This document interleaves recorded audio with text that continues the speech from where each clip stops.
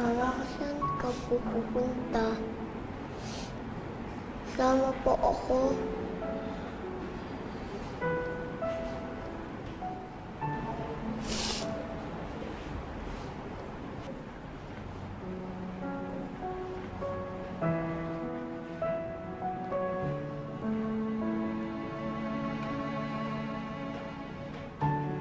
Pinuntahan namin si Delia Cruz sa bahay niya doon sa probinsya, doon sa Bulacan.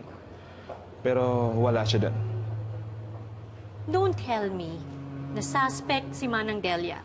Matanda na siya, and she's been loyal to us. Pero kaduda-duda po ang pagkawala ng matanda. Well, baka naman na-trauma lang yun sa nakita niya kay Lolo. Ma'am, binalikan ho namin yung crime scene at wala ho kaming naabutan. Dahil may naglinis daw ng bahay. Well, see, that's it. May naglinis ng crime scene. Who would do that?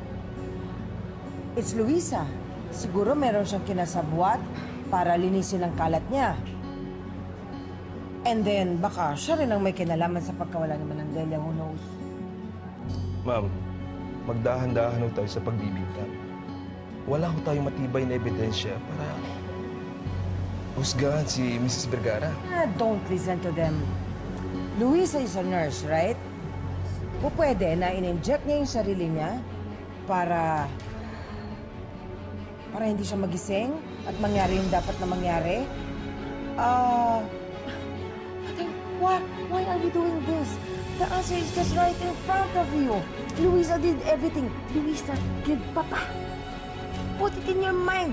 Just put it there.